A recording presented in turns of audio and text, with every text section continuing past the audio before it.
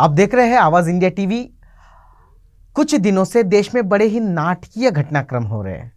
जिस घटनाक्रम में हेट स्पीच तो है, मगर देश की जो सर्वोच्च पद पर है, प्राइम मिनिस्टर पद पर है, उनकी सुरक्षा को लेकर भी बड़े नाटकीय ढंग से लोग कह रहे हैं। नाटकीय ढंग से हम लोग टीवी पर देख रहे हैं और उसी पर चर्चा कर रहे हैं कि एक सर्वोच्च नेता जो किसी सरकारी कार्यक्रम के लिए नहीं जा रहा है, तो अपनी पार्टी के प्रमोशन के लिए जा रहा है, उसमें भी तमाम सुरक्षा उसको मुहैया है, फिर भी बड़े ही नाटकीय ढंग से यू टर्न लेते हैं और देश की तमाम सुरक्षा एजेंसियों पर खुद प्रश्न चिन्ह लगाते हैं, जो इस देश के प्राइम मिनिस्टर है, कि हमारी एजेंसियों से चूक हुई या स्टेट की एजेंसी से चूक हुई या किसी एक राज्य के जो प्रमुख होते हैं, सीएम होते हैं, मुख्यमंत्री होते हैं, उनसे चूक हुई। तमाम घटनाक्रम क्या है, इसको घटनाक्रम नहीं कहेंगे, हम इसको नाट्यक्रम कहेंगे कि ये तमाम नाट्यक्रम क्या है। उसी को जानने के लिए आज हमारे स्टूडियो में मेहमान है डॉक्टर सुरेश खैरनार। डॉक्टर साहब, जैसे कि मैं शब्द प्रयोग कर रहा हूँ नाट्यक्रम, ऐसा शब्द प्रयोग तो नहीं करना चाहिए, लेकिन स्थिति ही ऐसी है कि इस पूरे घटनाक्रम को घटनाक्रम कहे, नाट्यक्रम कहे। आप बड़ी ही गंभीरता से सुरक्षा के मुद्दों को आज से नहीं, बहुत सालों से देख रहे हैं। तमाम प्रकार के जितने भी बॉम्ब स्फोट देश में हुए या थ्रेट देश के हुए, उसके इन्वेस्टिंग टीम में आप थे। क्या लगता है आपको, इस तरह किसी प्राइम मिनिस्टर ने बोलना कि अपने सीएम से कहना कि मैं बठिंडा के एयरपोर्ट तक जिंदा लौट आया? ये बहुत ही दुखद है मोदी जी का इस ढंग का वाक्य। सबसे पहले तो मैं हमारे देश के किसी भी प्रधानमंत्री की जान के प्रति उनसे ज़्यादा मैं संवेदनशील हूँ, क्योंकि हमारे देश के सर्वोच्च पद के जो भी व्यक्ति होंगे, हालांकि मैं हमारे देश के हर नागरिक के जान के प्रति उतना ही संवेदनशील हूँ जितना मैं प्रधानमंत्री के भी प्रति हूँ, लेकिन प्रधानमंत्री हमारे देश के सर्वोच्च पद के व्यक्ति हैं, तो इसलिए उनसे राजनीतिक मतभेद अपनी जगह पे, लेकिन उनकी जान के, उनकी सुरक्षा के मसले को लेकर मैं उतना ही संवेदनशील हूँ जितना शायद वो नहीं होंगे। क्योंकि वो अगर होते तो उसमें की जो लैप्सेस है वो मैं आपके नज़र के सामने थोड़ा बहुत आपको भी ध्यान में आ रहा होगा। एक तो सबसे पहले आपने खुद ही कहा कि वो एक राजनीतिक एजेंडा लेके गए थे। वो उनकी चुनाव की एक तरह की तैयारी की रैली थी। अब तो विधिवत चुनाव घोषित हो चुके, अब तो सवाल ही नहीं पैदा होता, लेकिन उस समय जब वो गए थे तो वो शुद्ध रूप से उनकी चुनाव की रैली थी। और उसमें उन्होंने जिस ढंग से स्टेट गवर्नमेंट को और पर्टिकुलरली एक पर्टिकुलर समाज को, एक समुदाय को, जिसको ये लोग गाए बगाए टारगेट करते रहे गत 1 साल से भी ज़्यादा, जब तक ये एनडीए में उनके साथ में थे अकाली शिरोमणि दल, तब तक कोई प्रॉब्लम नहीं था। लेकिन जब वो वहाँ से किसान के मुद्दों के ऊपर, बिल के बात के ऊपर अलग हो गए और किसान आंदोलन को जिस ढंग से इन्होंने खलिस्तान पर्टिकुलरली हरियाणा के मुख्यमंत्री और गृह मंत्री के मुंह से जिस ढंग से गैर जिम्मेदाराना वक्तव्य दिए हैं, वो एक 2.5-3 करोड़ आबादी का सबसे बड़ा अपमान है। उनके गुरुओं के जन्मदिनों के दिन कुछ भी नाटक करो, उनके प्रकाश पर्व के नाम से, गुरु गोविंद सिंह के बच्चों के नाम से कुछ भी बोल, बूंद से गई वो हाउद से वापस नहीं आती। ये मैंने आर्टिकल लिखा है प्रीतम जी, मेरा टाइटल ही है, बूंद से गई वो हाउद से नहीं आती। आप एक कौम को हमेशा क्वेश्चन मार्क रखोगे। 26 जनवरी की घटना, अभी आने वाले 26 जनवरी को 1 साल होने जा रहा है। 26 जनवरी की घटना को अंजाम देने वाला आदमी कैसा, अमित शाह के साथ में बैठा हुआ, उसके फोटो सब देश ने, दुनिया ने देखे हैं। वो जो भी आदमी था वो किनका आदमी था। इसी ढंग से आज का ताज़ा फोटो मैं बता रहा हूँ आपको। वो जो मनोज नाम का जो आदमी है, वो लिटरली लखीमपुर खीरी की घटना का जिम्मेदार जो मिश्रा है, वर्तमान गृह राज्य मंत्री का बेटा अमित सिंह मिश्रा, उसके साथ के उसके फोटो मैंने देखे। प्रज्ञा सिंह के पैर छूते हुए उसके फोटो मैंने आज देखे। उसका कनेक्शन किससे निकलता है? वो उस ब्रिज के ऊपर, वो खुद कह रहा है, शपथ के साथ कह रहा है, मीडिया को कह रहा है, ओपनली कह रहा है कि उस समय और इसके ऊपर नरेंद्र मोदी जी का काफिला उस तरफ था, इधर हम थे और हम नरेंद्र मोदी जी जिंदाबाद, बीजेपी का झंडा, एक एसी बस फुल प्लेस पूरी जिस पे 50-55 लोग बैठ सकते हैं, ऐसी बस भी खड़ी है। आप क्लाइमैक्स देखिए कि प्रधानमंत्री इस देश के हाईएस्ट सिक्योरिटी जोन में आते हैं, उनके लिए जिस ढंग का एसपीजी का और दुनिया भर का जो तामझाम है, जो गाड़ियाँ उनको प्रोवाइड की गई है, करोड़ों रुपए की गाड़ियाँ है, कोई हर्जा नहीं। हम उनके गाड़ियों के खर्चे की बात नहीं कर रहे। हमारे देश के सर्वोच्च पद पे बैठे हुए व्यक्ति के लिए इतने बड़े बजट वाले देश में कुछ इस ढंग के बातों के खर्चे पर मैं चर्चा नहीं करूँगा। अगर उससे उनकी सुरक्षा होती है तो होए, ली जाए। लेकिन ये पूरे घटनाक्रम को अगर आप देखेंगे कि भटिंडा एयरपोर्ट से जिस जगह उनको जाना था वो 100 किलोमीटर दूर था, उससे उनको हेलीकॉप्टर से जाना था।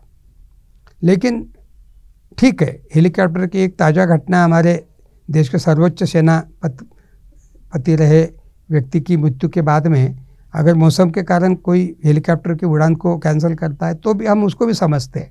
हम उस पर सवाल नहीं उठाएंगे कि सच में मौसम कितना ख़राब था, नहीं था, ठीक है। और बाय रोड 100 किलोमीटर का फासला बाय रोड करने का अचानक निर्णय, ये इनका अपना खुद का है। और उसके बाद उस ब्रिज पर का जो पूरा प्रसंग को लेके जो पूरा ड्रामा किया गया है, जिसमें 1 किलोमीटर से भी ज़्यादा दूरी पर वो जो भी प्रदर्शनकारी होंगे वो अपनी जगह पर। अब ये इंक्वायरी के बाद दूध का दूध पानी का पानी आएगा। खुशी है, सोनिया गांधी जी ने खुद खत लिखा है वर्तमान पंजाब के मुख्यमंत्री जी को कि आप इसकी इंक्वायरी कीजिए, इसका रिपोर्ट दीजिए।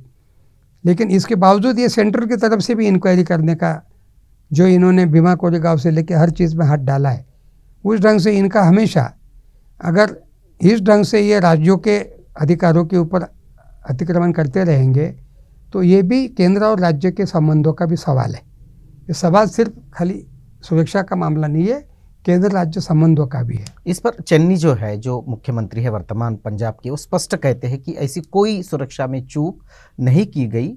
रोड से एक तो प्रधानमंत्री को नहीं जाना चाहिए, अगर वैसा निर्णय होता है तो उसकी सूचनाएं दी जानी चाहिए और हमारे तरफ से कोई उसका। और एक दूसरा कारण वर्तमान पंजाब के सीएम बताते हैं कि जो अरमिंदर सिंह की रैली थी जिसके लिए पीएम जाना था, वहाँ 700 से भी कम भीड़ थी और इसी वजह से वो रैली उन्हें कैंसिल करनी थी और इसी वजह से इस तरह का पूरा नाट्यक्रम रचा गया। इसमें कितनी सत्यता है, ऐसा आपको लगता है? क्योंकि उसके भीड़ के भी फोटो मैंने देखे जी। जो अमरिंदर सिंह ने जो रैली आयोजित की गई थी जिस जगह पर इनको जाना था, वहाँ सचमुच बहुत पुअर शो था। और अमूमन खाली नरेंद्र मोदी नहीं, ऐसा मैंने ममता बनर्जी, अन्ना हजारे, ये सब लोगों को देखा है कि जब जब इन लोगों को पता चलता है कि वहाँ पर्याप्त मात्रा में भीड़ नहीं है तो ये लोग लास्ट मौके पे सभाएं कैंसिल करने के इनके रिकॉर्ड्स है।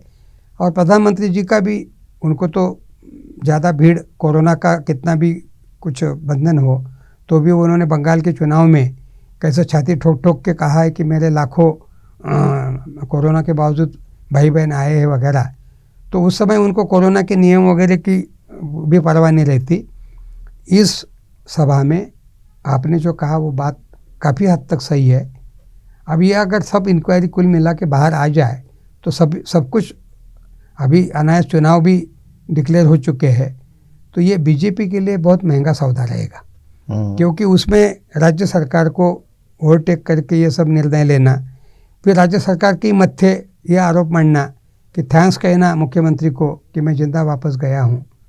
अब इस ढंग से, और तुरंत दूसरे दिन राष्ट्रपति भवन में जाके राष्ट्रपति को उस घटना को लेके मिलने का, जो कि ये प्रोटोकॉल है कि इन्होंने कई ऐसी महत्वपूर्ण घटनाओं के समय राष्ट्रपति को साल में कई बार मिलना चाहिए, जिसका ये पालन नहीं करते हैं। ये भी मैं आपको कह दूँ, राष्ट्रपति को मिलने का अभी जो ड्रामा किया है, इसके कारण मुझे वो याद आ रहा है कि राष्ट्रपति पद पे जब से बैठे रामनाथ कोविंद जी, तब से इन्होंने राष्ट्रपति को, राष्ट्रपति के हिसाब से जो हमारा प्रोटोकॉल है 1952 से लेके आज तक का, उसमें का सबसे ज़्यादा वायलेशन करने वाले प्रधानमंत्री में अगर किसी का नाम शुमार है तो वर्तमान प्रधानमंत्री का है, जो राष्ट्रपति को उस हिसाब से रिपोर्टिंग करने के लिए संसद का कृषि बिल की, नागरिकता विधेयक की, कई ऐसी महत्वपूर्ण बातों के, नोटबंदी से लेके बहुत ऐसे जीएसटी से लेके बहुत ऐसे निर्णय हैं जिनके समय में इन्होंने देश के सर्वोच्च पद पे बैठे हुए व्यक्ति के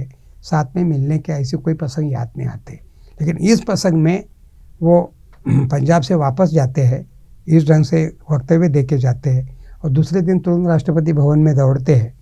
तो ये जो पूरा जो मामला है, ये पूरा की पूरा मामला उन्होंने जिस ढंग से इसको पॉलिटिसाइज किया है, ये प्रधानमंत्री पद को शोभा नहीं देता है। नरेंद्र मोदी व्यक्तिगत तौर पे क्या पॉलिटिक्स करते, कैसा गुजरात से दिल्ली तक का सफ़र किया, वो छोड़ दीजिए, लेकिन प्रधानमंत्री पद पे आने के बाद में कम से कम उस पद की गारिमा रखने का काम इन्होंने करना चाहिए। ये मैं बार बार बोलते रहा हूँ कि इस देश के प्रधानमंत्री के इतिहास में के शायद ये पहले प्रधानमंत्री हो गए जो प्रधानमंत्री की पद की गारिमा का ध्यान समय समय पे इनको नहीं रहता है। इनके नेता जो है, जैसे स्मृति ईरानी है, इनके प्रवक्ता है, ये कह रहे हैं कि जहां उनका काफिला रोका गया, प्रदर्शनकारियों ने रोका, कितना प्रदर्शनकारियों ने रोका ये जांच का विषय है।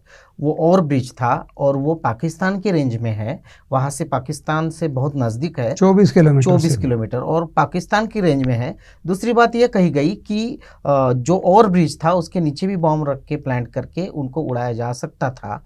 ये सारी बातें करते हैं, लेकिन इनका कोई प्रवक्ता या कोई नेता एसपीजी पर कोई सवाल नहीं उठा था, क्योंकि ये पूरा का पूरा दायरा एसपीजी के हवाले है और वो केंद्र सरकार के हवाले है। इसके सीधे उत्तरदायी अमित शाह है, तो अमित शाह पे कोई प्रश्न क्यों नहीं उठाया गया? अभी पुणे की उनकी मीटिंग कल की कैंसिल करने की बात आई है। प्रधानमंत्री या राष्ट्रपति ये जो लोग विजिट करते हैं किसी भी जगह, दीक्षा भूमि हो या कोई यूनिवर्सिटी कैंपस हो या जो कुछ हो, तो उसके पहले किस ढंग से सुरक्षा की एजेंसियां पहले ही जाती है, पहले लैंड करती है, पहले जाकर किस ढंग से वो कब्जा कर लेती है उस जगह का, उसकी स्टेज से लेके, कुर्सी से लेके, माइक से लेके हर बात का उनका, वो जब तक उनका अपने हिसाब से परीक्षण या निरीक्षण नहीं होता तब तक वो चीज़ें वहाँ इंस्टॉल नहीं की जाती है। वो टोटल उनका अपना एक तरह से कब्जा हो जाता है। ये उस ऐसे कार्यक्रम करने वाले आयोजकों ने मुझे कहा है। जब जब राष्ट्रपति पुणे यूनिवर्सिटी में गए, वहाँ के वाइस चांसलर ने मुझे कहा है। जब जब कभी प्रधानमंत्री किसी कार्यक्रम में गए, उन लोगों ने मुझे कहा है कि वो कितना कष्टदायक पूरा चक्कर होता है ऐसे वीआईपी को बुलाना।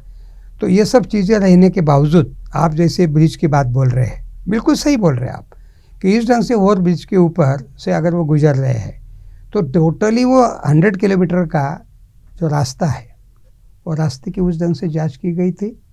आपसे मेरी गुजारिश है, हमारी इस बातचीत के बीच में आप उनका अभी हाल ही का बनारस का ताज़ा कार्यक्रम का आप जरूर लिंक दिखाइएगा।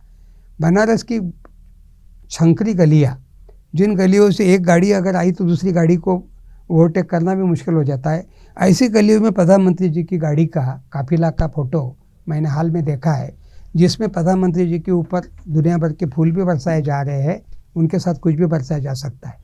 और सबसे भयानक बात, उस जिस संकरी गली में वो रोके गए और जहां उनकी गाड़ी का दरवाज़ा लोग खुद खोल रहे और उनको बाकायदा वो जो सफा दे रहे हैं, वो अंगवस्त्रम और तिलक लगा रहे, ऊपर से कोई फेटा या कुछ टोपी चढ़ा रहे, इसमें कोई सुरक्षा का आनंद नहीं दिख रहा था। ये घटना कोई बहुत पुरानी नहीं है, ये पंजाब के पहले की बनारस की यात्रा की मैं बात बोल रहा हूँ। दिल्ली के भी फुटेज दिखते हैं कि वो और दिल्ली के फुटेज की बात करूँ तो वो तो इतना संगीन है कि दिल्ली का वो जो ओवर ब्रिज है, जो मैं भी जानता हूँ, वो मैं अगर गलत नहीं तो निजामुद्दीन जाने के रास्ते में का है, जहाँ तक मैंने उसको रिकलेक्ट किया अपनी मेमोरी में।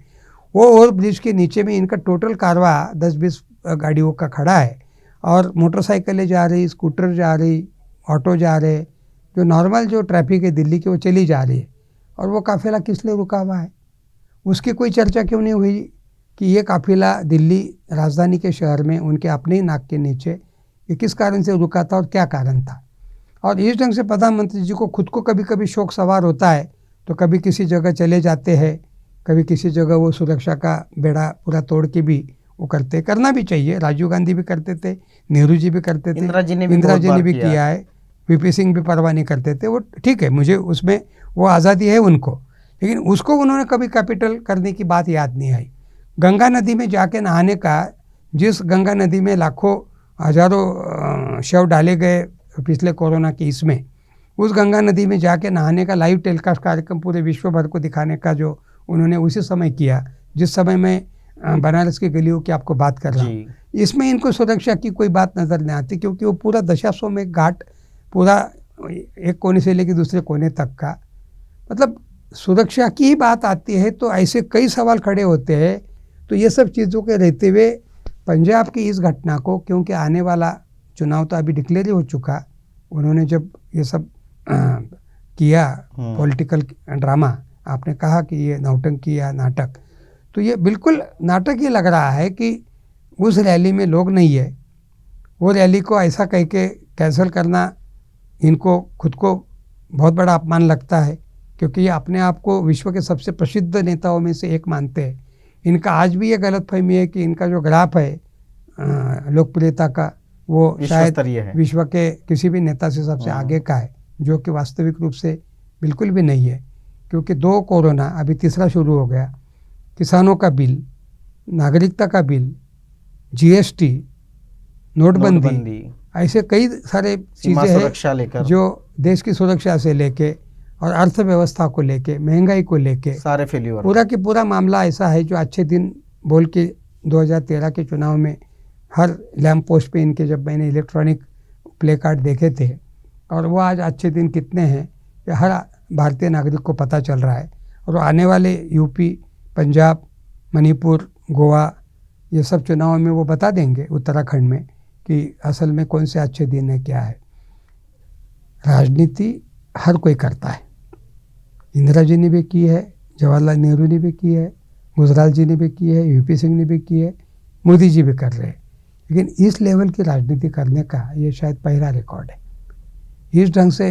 और ये जब मुख्यमंत्री थे ना प्रीतम जी, इन्होंने इस ढंग से जो एनकाउंटर करने का इनका जो रिकॉर्ड है, मुझे मारने के लिए आए, मुझे मारने के लिए आए, ये इनकी एक तरह की एक साइकोलॉजिकल प्रॉब्लम है जो कई सारे तानाशाहों की होती है, हिटलर की भी थी, मुसोलिनी की भी थी। तो गुजरात में भी ऐसे कई इनोसेंट लोग, जिसमें इसरत जहाँ का नाम है, जिसमें सोहराबुद्दीन का नाम है, बहुत सारे लोग ऐसे मारे गए हैं, जो DG वंजारा नाम के DGP रैंक के पुलिस अफसर ने 7 पन्नों का खत लिख के उजागर किया है कि असली क्या और नकली क्या था। तो इसलिए ये इनकी आदत आज की नहीं है, ये अपना जो ग्राफ है मीडिया का, उसको दिखाने का इनका अपना स्टाइल है। तो ये गुजरात के मुख्यमंत्री रहते हुए भी इन्होंने ऐसे दर्जनों उदाहरण है, मुझे मारने के लिए आए, मुझे मारने के लिए आए, इस ढंग से इन्होंने कई लोगों को एनकाउंटर में मरवाने का काम किया है। इनके मातहत आज जो बैठे हुए डिप्टी, वो उस समय भी उनके डिप्टी थे गुजरात में भी, आज भी वो यहाँ पर गृह मंत्री है, वहाँ गृह राज्य मंत्री थे, क्योंकि कैबिनेट का दर्जा उन्होंने अपने पास रखा था, गृह मंत्रालय मोदी जी के पास था गुजरात में, और ये उनके सिपा सालार थे या असिस्टेंट थे। तो वो जो गुजरात के एनकाउंटर के किस्से जो सुनते हैं, वो केसेस आज भी इनके बाकायदा चल रहे हैं, ऐसा नहीं कि इनके एक्विटेड हुए हैं। और अमित शाह को उस अपराध में 1 से 1.25 साल जेल में रहना पड़ा है। तो इसलिए ये जो पंजाब का मैं जिंदा वापस लौटा वाला जो उनका जो मुझे याद आ रहा, वो गुजरात से वो मिली हुई उनको देन है, वो उनको वहाँ से वो बीमारी उनकी जारी है, और ये उनका एक पॉलिटिकल स्टंट है। गुजरात में भी उन्होंने इस ढंग से इम्पोर्टेंस बताया अपना खुद का, जबकि उसी गुजरात में तत्कालीन प्रधानमंत्री मनमोहन सिंह जी का दौरा था। मनमोहन सिंह जी के ऊपर किसी एक दर्शक ने जूता फेंका था, न मनमोहन सिंह जी ने उसको पॉलिटिकल कैश किया, उल्टा मनमोहन सिंह जी ने कहा कि वो जो जूता फेंकने वाला है उसके ऊपर कोई कार्रवाई नहीं हो, माफ़ कर दो, छोड़ दो उसको। ये भी एक प्रधानमंत्री, और एक ये प्रधानमंत्री जो इनके ऊपर कंकड़ भी नहीं उछला, इनकी गाड़ी का कांच भी किसी ने कुछ नहीं किया, और इनके अपने खुद के लोग, ये इतना संगीन मामला है। और एसपी जी के लिए मुख्य रूप से, होम मिनिस्ट्री के लिए, इनकी सुरक्षा का दारोमदार जिनके ऊपर है, उनके लिए मैं ये पूछना चाहूँगा, अगर वो लड़का आज खुद सेल्फ कन्फेशन कह रहा है कि वो मैं था जो नरेंद्र मोदी जिंदाबाद के नारे दे रहा था, रोड ब्रिज पे मैं ही चढ़ गया था और हमारा ही अपना काफिला था, तो उसके फुटेज भी सामने आए हैं, बहुत संगीन बात है। फिर तो मैं ज़रूर प्रार्थना करूँगा, मैं ज़रूर मांग करूँगा कि इस घटना की जांच बिल्कुल कड़ी से कड़ी होनी चाहिए, और इसमें जो भी आपराधिक तत्व है, बीजेपी के लोगों को बीजेपी के झंडे लेकर ओवर ब्रिज पे चढ़ने की इजाज़त कौन दे रहा है? मैं इसकी मांग करते रहूँगा। बिल्कुल। वो लड़के ने आज तो खुद स्टेटमेंट दे के डिक्लेयर कर दिया है, जो लड़का मिश्रा के साथ में, जो लड़का प्रज्ञा सिंह के साथ में फ़ोटो दिया रहा है, और उस लड़के का मोदी जिंदाबाद के फोटो भी, फुटेज भी देखे, उसके मेरे जैसे ही हिमाचली कैप है उसके सर के ऊपर। वो लड़के का चेहरा मुझे आज भी याद आ रहा है।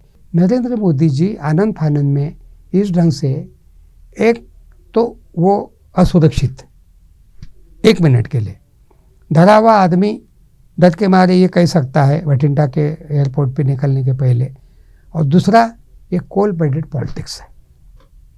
दोनों संभावनाएं हैं, और मुझे दूसरी ज़्यादा लग रही है क्योंकि वो बहुत एटलीस्ट अपनी गाड़ी में बैठे हुए थे, उनकी सुरक्षा की चिंता नहीं थी। उनका पूरा काफिला दिख रहा था, भले दूर से देख रहे थे, उसमें कोई ऐसा घबराहट या कोई ऐसी बात नहीं थी। प्रदर्शनकारी बहुत दूर थे, लेकिन उल्टा इनकी गाड़ियाँ जो थी पार्टी की, वो नज़दीक, बसेस से लेके दुनिया भर की, वो साइड में ही पैरेलल, कई मीटर के दायरे, पैरेलल नहीं, ये अगर लेफ्ट साइड है तो वो राइट साइड, या ये राइट साइड तो वो लेफ्ट साइड। जो डिवाइडर होता है उसकी दूसरी तरफ की बात कर रहा हूँ मैं। दूर की भूमिका है, उस पे भी संदेह होता है। मैं दूर की बात नहीं कर रहा हूँ, मैं वही की वही उसी फ्लाईओवर की बात कर रहा हूँ। जिस फ्लाईओवर के आप बात कर रहे हैं नीचे में क्या हो सकता क्या नहीं, उसी फ्लाईओवर के ऊपर ये बाकायदा भारतीय जनता पार्टी का ये कुनबा किसके इजाज़त से आ चुका था, और ये किस उद्देश्य से वहाँ पर इस ढंग से नारेबाजी कर रहा था। इसमें सुरक्षा का हनन नहीं हो रहा था, इसमें कोई नरेंद्र मोदी जी को अपनी जान से खतरा नहीं।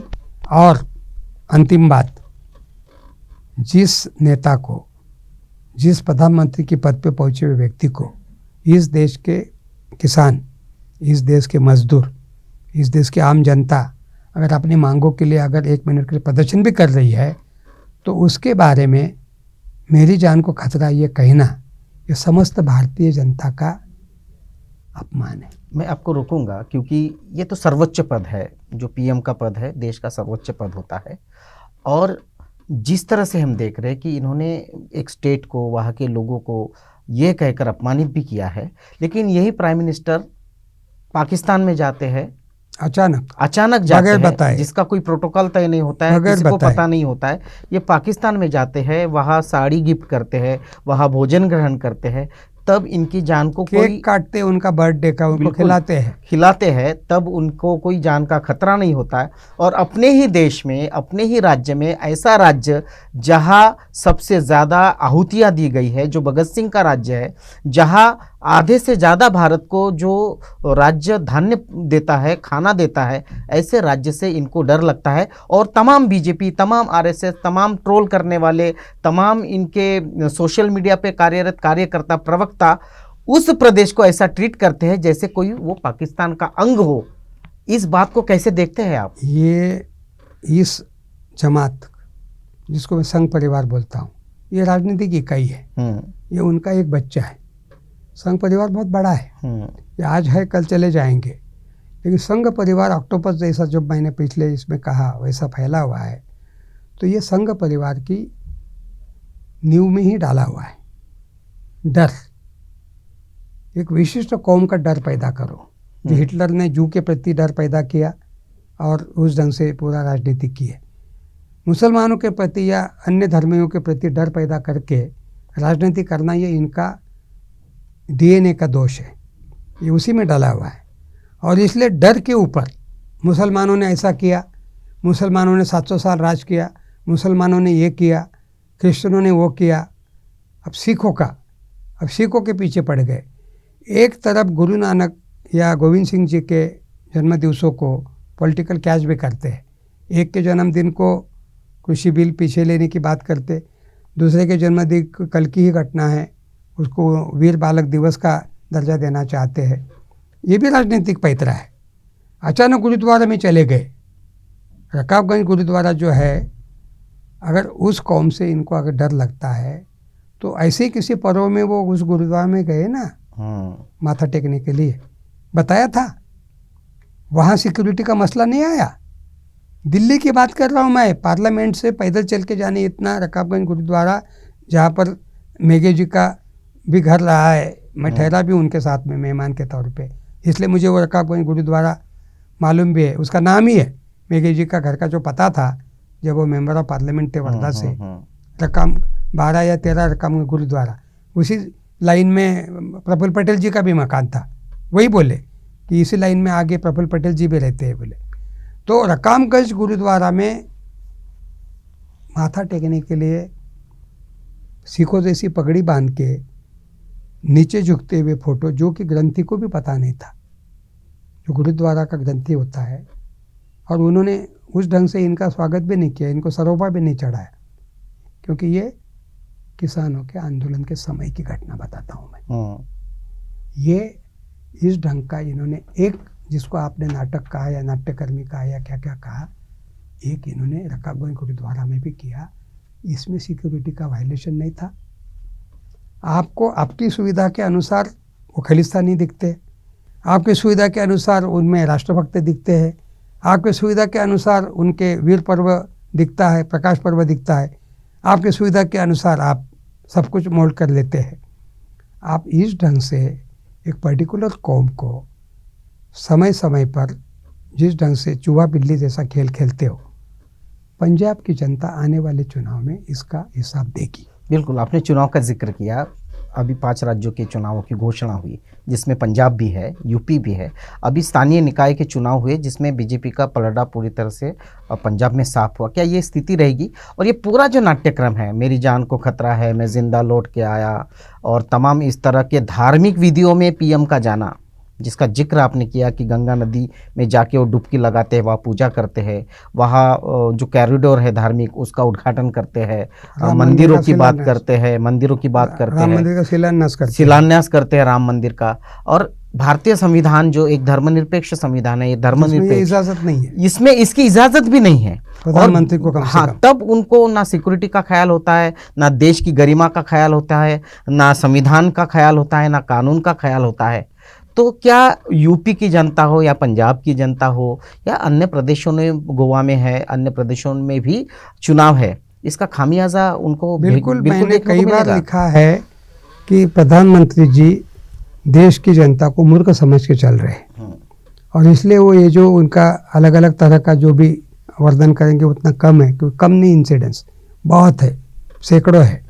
तो इस ढंग से वो कर के मूल सवाल कृषि, अर्थ विषयक, शिक्षण विषयक, आरोग्य विषयक, इन चीज़ों को अनदेखा करके इस ढंग के मामूली बहुत ही फालतू विवाद जो प्रधानमंत्री की पद की एक तरह से गरिमा को नीचे करने वाले, ऐसी बहसों में देश को उलझा देना।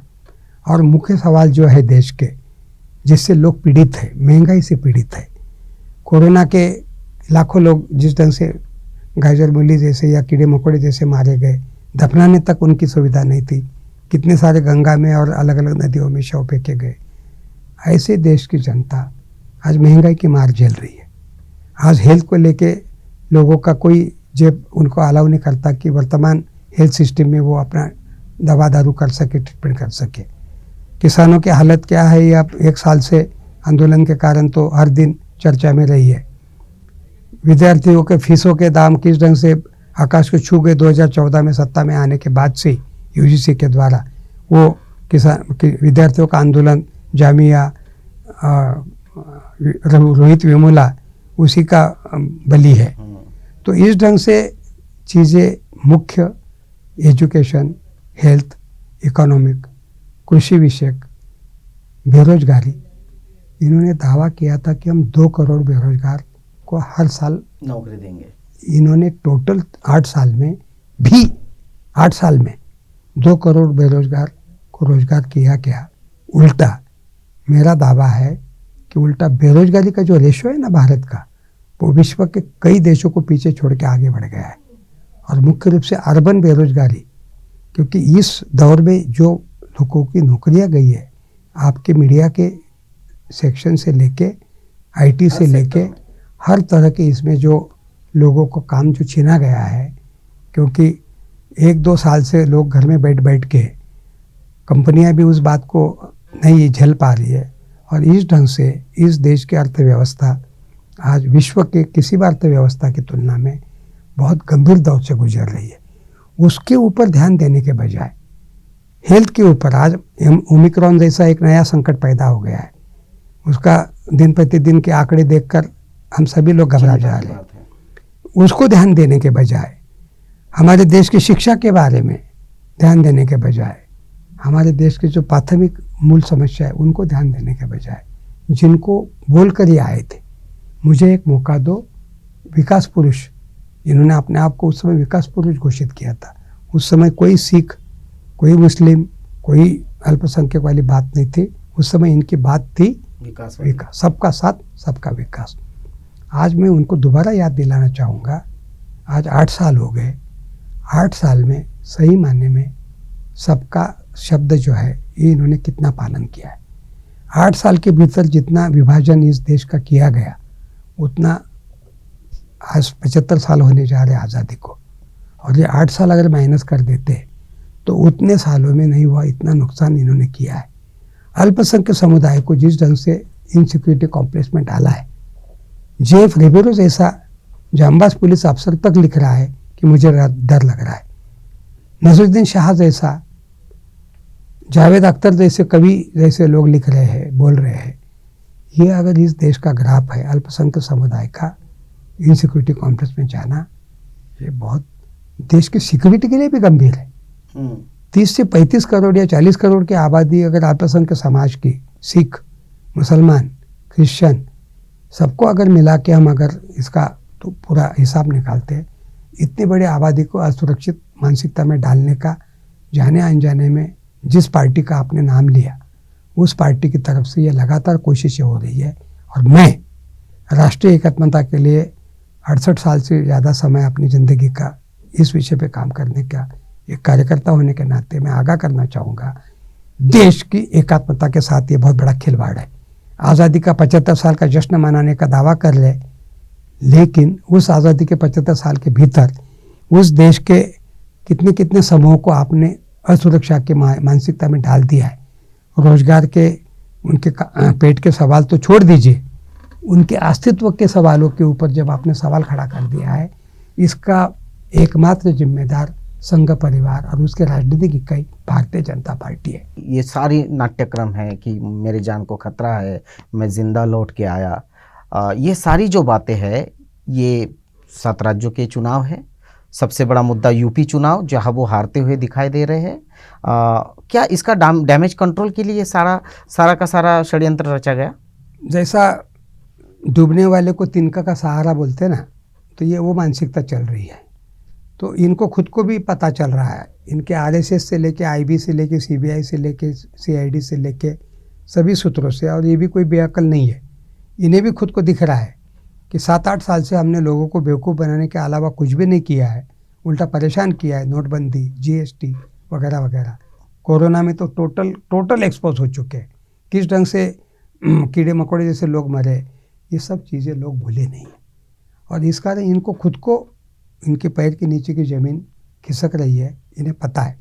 इसलिए ये इस ढंग के बहुत ही हास्यास्पद मुद्दे जिनमें कुछ भी दम नहीं है, वो उछाल कर उनके थ्रू वो ध्यान बांटना चाहते हैं लोगों का, ताकि लोग अपनी मूल समस्या जिससे लोग परेशान हैं 8 साल से, उस परेशानी को भुलाने की ये कोशिश कर ले। लेकिन ये इतना आसान नहीं है। लोग आए दिन जो भुगत रहे हैं अपने डे बाय डे के लाइफ में, वो उनको रोज़ दिख रहा है। जिसका आपने कहा, पंजाब के लोकल बॉडीज़ के इलेक्शन में बीजेपी के कई जगह खाते भी नहीं खुले, कई जगह। तो यही ट्रेंड अगर चला, मुझे पक्का विश्वास है। आखिरी बात मैं बता दूं, वेस्टर्न उत्तर प्रदेश की अकेली वेस्टर्न उत्तर प्रदेश की जिम्मेदारी अमित शाह को दी है। जिस अमित शाह को टोटल देश की या पूरे प्रदेश की देते हैं, उस अमित शाह को सिर्फ उन्होंने वेस्टर्न उत्तर प्रदेश को लगा के रखा हुआ है। और अब वेस्टर्न उत्तर प्रदेश से जो समाचार जिस ढंग से वो मैन्युफैक्चर कर रहे हैं, अब तो कानून ले लिया ना पीछे, इस ढंग से किसी XYZ किसान, जो सही है कि नहीं पता नहीं, क्योंकि नाम बालियान है, तो बालियान नाम का किसान, जो बालियान वहाँ का वर्तमान MP है, उसी सरनेम का दूसरा किसान जब कहेगा कि अब किसान बिल अगर पीछे ले लिया गया है, ये इतना आसान नहीं है, उनको खुद को पता चल गया है। तो इस कारण वो मंदिर, मस्जिद, सुरक्षा और दुनिया भर के जो भी उन्होंने अपने अलग अलग, और गंगा में नहाने का जो पूरा ड्रामा जो किया गया, वो लोगों की भावनाओं के साथ खिलवाड़ करने का काम कर रहे हैं। नहाना ये आपकी पर्सनल चीज़ है। नहाने के लिए आपको टीवी कैमरे लगा कर लाइव टेलीकास्ट करना नहीं पड़ता है। ये एक तरह का फोड़पन है, मिसयूज है, ये इतने बड़े फोड़पन है। पीएम पद का। आप नहाने के लिए कैमरा लगा के नहाते हो क्या? आप ये जो इस लेवल पर जब आपकी मानसिकता आ गई है, तो फिर पंजाब की सुरक्षा की भी बात को आप उस ढंग से कैश करोगे ही करोगे। जब आप नहाने की बात को लाइव टेलीकास्ट करते हो, आप दुनिया भर की बातों को इस ढंग से उल्टा पुल्टा जो कर रहे हैं, ये डूबने वाले का तिनके के सहारे की कहावत को सार्थक करता है। और मेरा अपना आकलन कहता है, मैं जाने भी वाला हूँ, अगले हफ्ते से मैं इस पूरे मुहिम में हूँ। इसमें अपने आंखों से खुद में इनका जो कुछ है, जो कुछ राजनीतिक पतन का दौर, ये खुद समझ चुके हैं। अंदर से ये सभी डर गए हैं। बंगाल उसकी एक ताज़ा मिसाल, कोई बहुत पुराना रिजल्ट नहीं है, 1 साल होने का है उसको, अभी 9-10 ही महीने हो रहे। आप भी गए थे और आने वाले भी चुनाव में आप जाओगे कहीं ना कहीं। तो इसलिए वर्तमान में जो मैदान अभी सामने दिख रहा है, और उसमें आखिरी बात मैं कह के समाप्त करूँगा, जिस अजीबोगरीब ढंग से चुनाव की घोषणा की है। एक तरफ मामला चल रहा था कि चुनाव टलेंगे, चलो नहीं टले, लेकिन उसमें जो पाबंदियों की बात कर दी है, ये सीधा सीधा इशारा है इनके खिलाफ रैली करने वाले लोगों के लिए, क्योंकि ये नहीं चाहते कि अपनी नुक्ताचीनी हो। आज जो हम बात कर सक रहे, इस ढंग की बातें लोग सुने, आम जनता के सामने जाए, यूपी और जिन जिन प्रदेशों में चुनाव हो रहे, इसलिए ये बहुत चतुराई से चुनाव भी कर रहे हैं। ये एक तरह का एक ऐसा चुनाव का एक ऐसा ड्रामा होने जा रहा है जो इससे पहले नहीं हुआ। जो चाहते हैं भारत के 1952 के अब तक के चुनाव में ये पहली बार एक ऐसा चुनाव खेलो, बच्चे खेलते हैं ना, घर घर खेलो, उस ढंग का ये चुनाव खेलो वाला ये चुनाव। लेकिन मुझे अंदर से विश्वास है जनता इतनी मूर्ख नहीं है।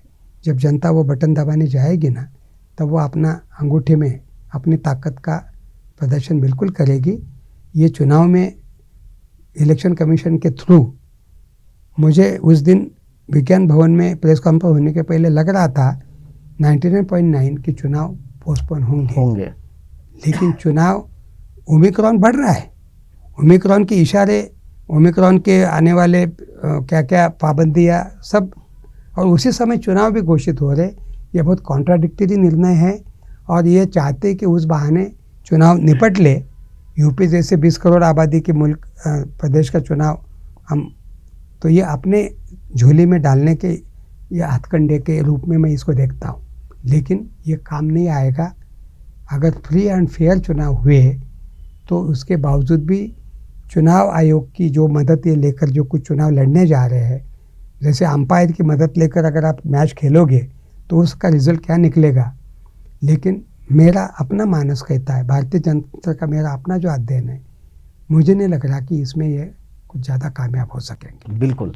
तो जो अध्ययन है डॉक्टर साहब का, कि जिस तरह से चुनाव आयोग को साथ में लेना और इस तरह से यूपी के लिए या 5 राज्यों के लिए रैलियों पर पाबंद लगाना, ताकि विरोधी जो पार्टियां हैं वो इनके खिलाफ स्टेज पर आके, मंच पे आकर खुले तौर पर बोल ना सके, और डिजिटली इस चुनाव को लेना, क्योंकि ज़्यादातर जो मीडिया है वो बीजेपी के हाथों में है, ज़्यादातर सोशल मीडिया के जो इकाइयाँ हैं वो बीजेपी के हैं, और बाकी पार्टियों से ज़्यादा बीजेपी इसमें माहिर है इन सब चीज़ों में, इसलिए इसका फ़ायदा चुनाव आयोग तो है ही, और इस तरह से भी होगा। डॉक्टर साहब, आपने इतना अच्छा विश्लेषण किया देश की सुरक्षा के बारे में, देश के प्रधानमंत्री की सुरक्षा बारे में, और आने वाले चुनाव के बारे में। आपका बहुत बहुत धन्यवाद। धन्यवाद। आप देख रहे हैं आवाज़ इंडिया टीवी।